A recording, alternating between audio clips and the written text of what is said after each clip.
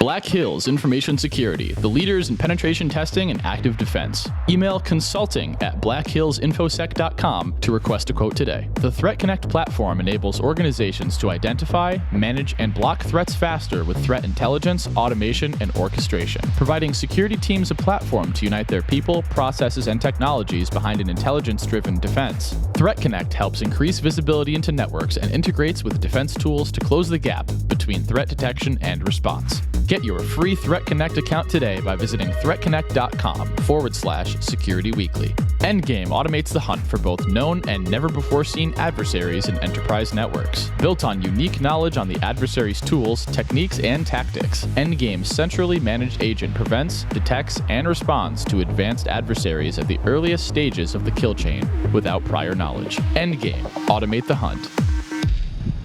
Welcome back, everyone, to Security Weekly. This is a technical segment I've been looking forward to giving for quite some time. I made the switch to a Linux laptop, not strictly security related. However, many of us in security don't use Windows laptops for whatever reason, or have multiple laptops with different operating systems.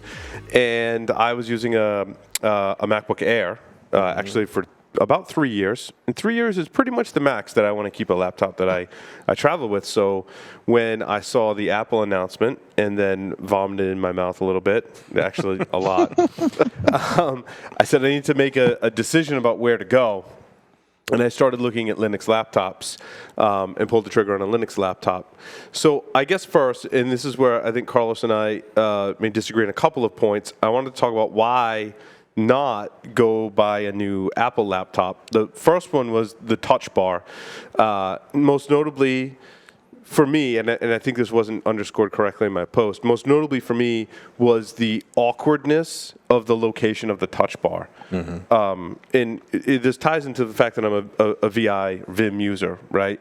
I don't like my hands to leave the keyboard. Right. And hence the case that I use a JKL, right, to navigate in VI. In escape is not that far either. Right. And I don't want to have to reach over my keyboard to do something on the touch bar. I think that's really super awkward. Well, the virtual escape key is still in the same position in the MacBook. That's correct. At least with the 13-inch that I play with.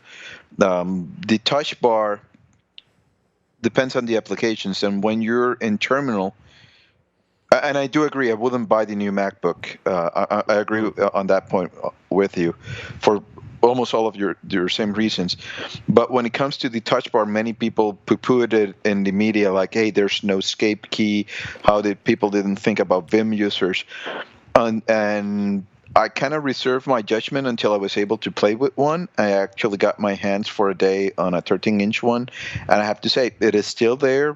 When I open terminal, I can still do escape and everything. It is in the same location and everything. The only thing that tripped me up was not having that tactile feedback of hitting an actual key. That is the only thing. And that's really what my point was. I know that there's an escape, virtual button, right? And not having an actual tactile key would be weird for me, as much as you use it, right, when you're using Vim to bounce back and forth between editing mode and But I dare say you guys are bordering on being curmudgeonly in that, how many young people, millennials today, actually use the keyboard and know how to type? I mean, hands on the keyboard and know how to type versus they're using some sort of smaller device and they're used to dragging, sliding, point and click. No, so for them, it's less of a leap. It's more. It is user specific. Yeah, I agree. Yeah, and you guys are probably in the minority. Not the class of users that. So you lose. Sorry. The other thing was the cost is a lot higher than before. And I agree with you there. Yeah, as Vinny Troya said in his article, the actual cost is actually more than what you look at on the surface, right? Because you need to buy all those dongles and adapters. And he wrote a great article, which I linked to in my article, about the actual cost. And not only the cost of some of the dongles and accessories you need to carry with you, but just the the extra weight and the extra that I have to remember to pack those dongles. The hassle. The hassle, right? Yeah, you have to do like I do. You have to buy Maxpedition pocket organizers. Yes. And have the same dongle on 3 of those, and then you put that bag, each individual one, into your different bags, so you know that you're not going to forget that freaking dongle ever. Yes, that's exactly what I did, Carlos. I have a Maxpedition pouch that I made sure I had every single dongle in, and I keep that in my bag so I didn't have to remember. So it's nice not to worry about that. Nothing about these new MacBooks are serviceable or upgradable. Yeah. Which is actually, when I went to something that wasn't an Apple product, now I'm like, wow, I can actually swap things out and have more batteries, which is nice. Many companies are moving there.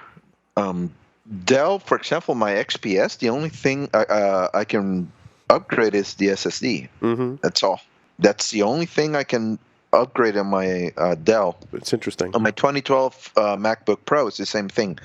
Only the SSD. On the Surface, nothing. Yes. On a Book and Pro and Surface regular or their new desktop, nothing can be upgraded. And Apple is also there. Dell XPS 15, which is another great one. Yep. I can upgrade the memory. I can upgrade the SSD. And that's one of the very few vendors, because Asus is already moved to soldering all of their memory, and HP also has moved in that direction. Almost all of the vendors are moving in that direction. Largely to save cost, I would imagine. Just to keep it thin and light. I remember when I worked at Hewlett-Packard, we were able to see a lot of statistics of the things that failed the most. And one of the problems was memory. Memory was one of the big ones that was constantly failing, and it was because of the DIMMs actually shifting due to thermal changes in the motherboard and stuff like that. So actually, by soldering the memory, you actually made the device more reliable, but you're doing it at the expense of serviceability of the entire device on itself. Now, Vinny also... The SSD, it's like, fuck, guys, why the SSD? Why? Now, Carlos, you played with the new MacBooks. Vinny reported that the trackpad was awkward. Did you find the awkwardness in the trackpad? Not that much. Okay. I actually liked it. It allowed me to do a bit more, how do you say, the gestures on it. I didn't find it that awkward at all. The keys mushiness was kind of wonky. Yeah, so the keyboard was a little awkward. Yeah, but again, same my Dell XPS, it's stuff that you get used to after a week or two. Gotcha. So Apple is still using the 6th generation Intel processors, not 7th generation. There are some advantages to the 7th generation in that, and that's Intel's fault. What's that? And that's Intel's fault. Same reason that the new Surface Book is 6th generation, same reason that many of the high-end machines are 6th generation, is because Intel has not been able to produce at mass quantities the 7th generation. Oh, interesting. In fact, Dell announced their XPS with Kaby Lake, and they're still in back order. They still haven't been able to ship them because they're still way behind on getting the orders of the Kaby Lake processor itself to be able to use it. And they're only getting the dual core. They're not even getting the quad core. Right. So that's what I got, the dual core. So it is mostly due to Intel's not being able to produce those processors in a faster way, or even shipping the quad core processor, which actually limited. And we're talking about 10% only in CPU. Okay. That gaining, or a bit less. In terms of battery, you're probably gaining 1 hour, 1 hour and a half. So that one, that was the other one when you mentioned it. I went like, nah, it's not such a big deal because Intel really screwed it up. I have a love relationship with my XPS, which is the main reason that I still use my 2012 MacBook on a constant basis. It is Intel sucked on the Skylake. They changed everything in terms of firmware management. And I'm having so many issues, screen flickering. I shut down my machine and it turns back on. Happened with Ubuntu, happened with Linux, and all of the problems were related to BIOS upgrades, driver upgrades, until I got it to a point where it's finally stable. And it took me 4 months to get it there. And it was Intel releasing new beta drivers, new firmware, new beta drivers, new firmware. Constantly, I was updating everything until I squashed all of those bugs. And it was mainly due to Intel's screw up with Skylake and the Kaby Lake type of family. It is really, really, really messed up. I gotcha. So that one we can attribute to Intel. Yes. Now, speaking of battery life, I'll just throw this out there. The laptop that I got, which is a System 76 Lemur 14-inch screen, the battery life is one of my biggest complaints. There's I'm lucky if I get an hour. Wow. It's really bad. Now, and Apple fixed their battery issues today. Today or this week was it with 10.12.2.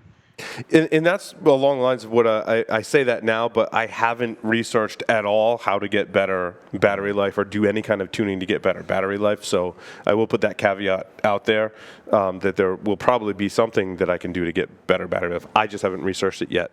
Other people, user error. It's user error. Other people have reported with similar laziness. with the same model or other models from System 76 that the battery life is not as good. However, for me, there wasn't a huge deal. As number one, I can get an extra battery, which I did. Number two, most of the time it's plugged in anyway, so that wasn't a huge. One thing you could do is just not use it. That would save preserve the battery. Yes. Yeah. So I mean, you look at some of the options though about laptops. So Windows, I don't want to go down that road. I don't want to use Windows as my primary machine for a lot of reasons. I could go to an Apple iPad Pro. However, I don't get the operating system control that I get with OS 10 or Linux or even Windows for that matter.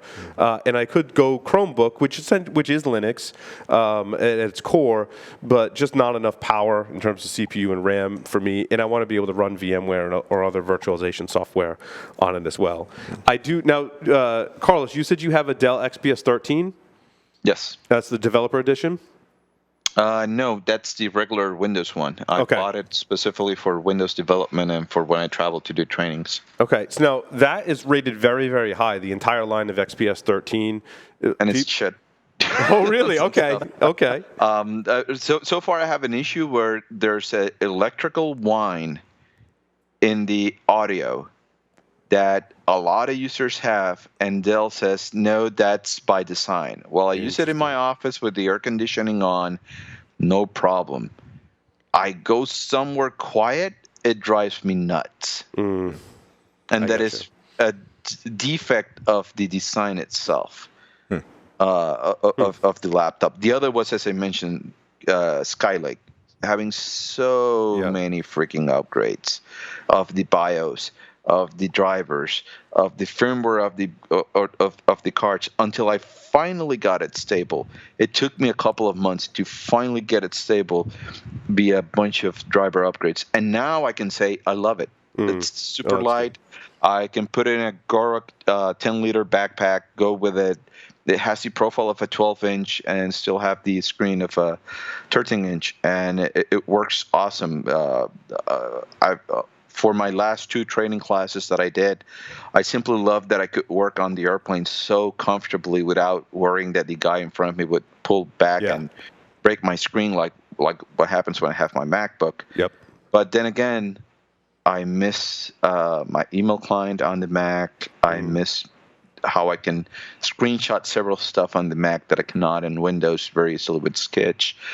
There's small things, but then again, I got tired of having a Fusion Windows VM with 158 gigs occupied of hard drive space in a virtual hard drive with 8 gigs of RAM. I went if I have a VM this size, it is kind of time that I move my Windows development I agree. to a physical machine. So I looked at the Dell XPS 13 Developer Edition, which you can get with Ubuntu pre-installed. The XPS 13 does have the 7th generation, the Kaby Lake processor, Right now, that's only in the 13-inch models, probably obviously due to Intel's shortage. They haven't moved that into the and many of those are in back order. Yeah, and many of those are the 13-inch models are in back order. The 13-inch models are limited to 16 gigs of RAM. I kind of wanted to go to 32, which the XPS 15 would give you the upgrade to 32, but I was looking for something like now. I didn't want to wait.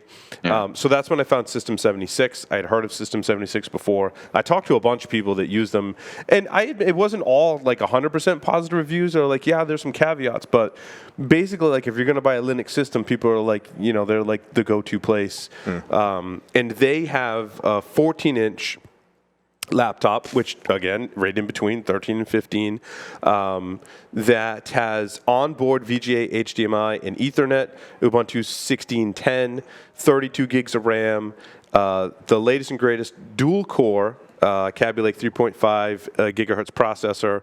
I got a 512 gig M.2 SSD as well as a regular SSD of 500 gig, Wi-Fi and Bluetooth for about $2,000. That explains your battery loss. Yeah, right? Because the more memory, the more energy you need to put into it to keep it running. So if you move beyond 16 gigs, you're going to be taking a hit of almost 20-30%, I think, in your battery life, just by moving away from 16 to 32.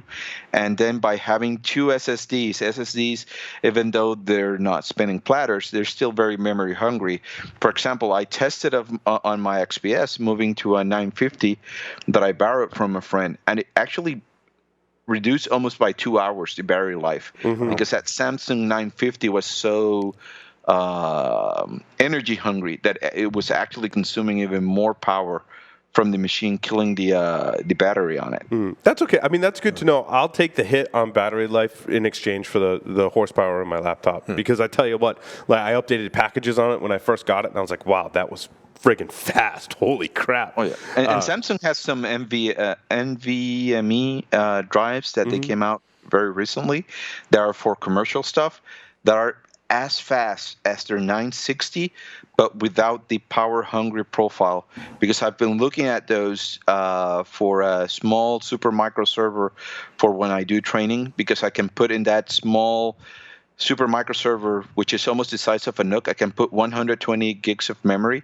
I can put two NVMe drives, and I can run 100 nano servers or more in it, plus a full domain with trust and everything, so I can do the labs and stuff for my classes. Nice. So in terms of System 76, it did take about 5 or 6 days to build, which either I missed on their website or just wasn't very clear. It was their mistake, but they made up for it. It shipped without a power brick.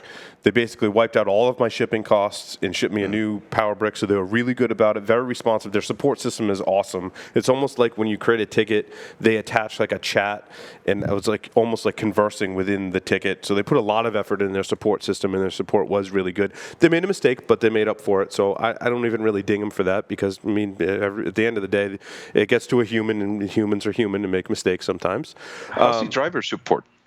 The driver Linux on them. It's pretty good. Now, of course, me being me, like I tried to connect it to my printer at home, Carlos, and I like gave myself like 2 minutes to get it to work, and I couldn't get it to work, right? Like I was basically trying to print out tickets to an event we were going to, and I had literally 2 minutes to do it, and then I just emailed it to my wife and printed it out from our MacBook. But for the components that come with the laptop. Oh, yeah. Full support of everything. Full support. I have not had any problems with the Wi-Fi or any of the onboard devices. Everything works flawlessly. The Wi-Fi works great. I'm hearing a lot of user error in your experience. That was definitely, well, you know. Or user...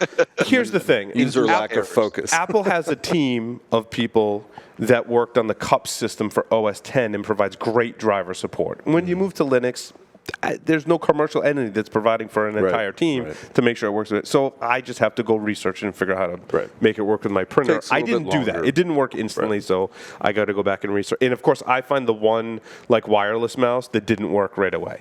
And others have reported on Twitter, since I've been talking about this on Twitter, that most other mice work. I just happen to have like the one that didn't. So really just my dumb luck. So those were two things that was kind of, but everything else has been working great. I do want to talk about the weight. If I weigh my 13-inch MacBook Air with all the dongles and power supply, and then I weigh my System 76, they're essentially the same weight, which is pretty nice. So I get a much faster machine with the same weight. I didn't add in the extra battery, which obviously would add weight to that, but with just a single battery, they're essentially the same weight. Now, switching to Linux hasn't been that big of a deal for me. I agree, Carlos, like some of the nice things about OS X and screenshots. I haven't attempted to figure out how to map a keystroke in Linux to take a screenshot. I'm sure that's, obviously the flexibility is there. It's just a matter of figuring out where it depends on the workflow of the person. Mm-hmm, absolutely. So I switched completely to Google Slides. Speaking of workflow, I do all my stuff in Google Slides now. I've been happy with that. Chrome is awesome because you can put add-ons in Chrome and get Signal and Twitter and Google Keep. And so a lot of your apps are just riding on top of Google Chrome. I did switch to Thunderbird for my email client. What are you using on using Apple Mail, Carlos, on OS X? Yep. Yeah, it's hard to find a really good mail client on Linux. I agree. Oh, and Windows, it sucks even more. I hate Thunderbird. I find Thunderbird so ugly. On Windows, I'm using Outlook, and I'm still going like, shit, Microsoft, can't you at least get the unified inbox? That's my only gripe with Outlook and Windows. No freaking unified inbox, so I still have to switch from account to account. Right. And the other thing, too, that makes the switch, I think, to Linux easier I'm not strictly a developer, right? Like, I manage a company. A lot of my services now are in the cloud. GoToMeeting or ticketing system, CRM, calendar, password manager. All that stuff is cloud-based now, so it's less dependent on your underlying operating system, which is really nice. And you made that switch because the cloud solution is more secure, right? In certain circumstances, probably. So the one other I love my new laptop. Don't get me wrong. I'm sticking with it. I'm not returning it by any stretch of the imagination. I love the speed. I love having the flexibility in Linux development, all that stuff. Slack is great. They make a client for it. It's awesome. The one Slack thing sucks. Doesn't matter the platform. Yeah, well, then there's that. The app does work on Linux, right? But in Carlos, I don't know if you've noticed this too, and this is just kind of a personal feeling. Like when you get a laptop, like the overall build quality, I find in Apple laptops is just really high. Like when you have a Mac, like it's really solid. It's weighted nicely. Like in the key, like everything about it just feels like really solid. Yep. With this one, like it's missing that build quality. It's almost like if you've got like a high-end foreign car versus a really low-end American car, like there's just a difference there. Did you find the same thing, Carlos? You agree Apple laptops have the best like overall build quality? Overall build quality of the Apple laptops is super high. I think the only one that I found that comes close is or matches it is the Microsoft Surface Book, but the problem is that it's as expensive as a MacBook. The Dell XPS, it would have been has super great build quality, with the exception of the black material that they use for the area of the keyboard. It is just a fingerprint magnet. If it wasn't for that small detail, I would say that it has super build quality. So it all depends. It varies so much vendor to vendor. Right.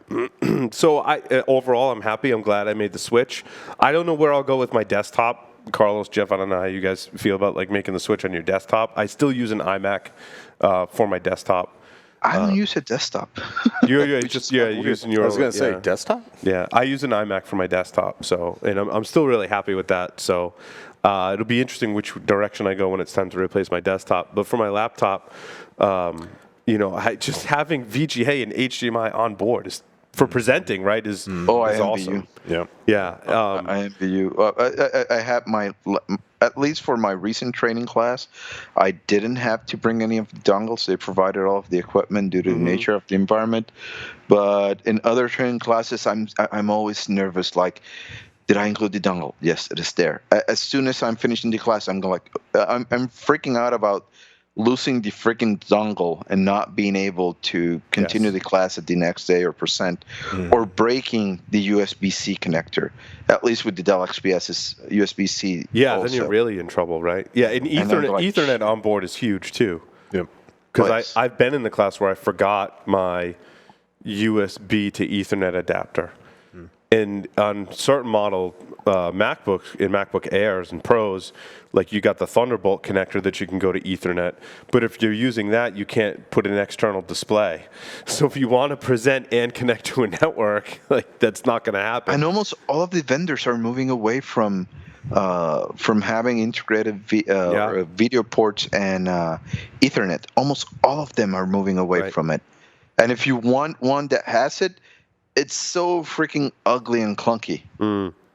Yeah, this one's pretty sleek. I like everyone's kind of commented like how sleek looking it is and stuff. So totally happy with my purchase. Awesome to have a Linux laptop. Like for years we were talking about Lilo before and stuff. Like I've been down that road of dual booting. Yep. I've had both the Windows laptop and the Linux laptop and done both and had the driver issues and ridiculous trying to get software and drivers to work and recompiling the kernel. Like it's really come a long way where I think... What distro? It's Ubuntu 16.10 on this one. Oh, cool. Nice. So because it's not my primary machine, I could kind of live on the edge and get the latest version, so I'm not solely dependent on the machine. But I tell you what, if I was, I'd still be really happy and really comfortable with my purchase. You know what was interesting?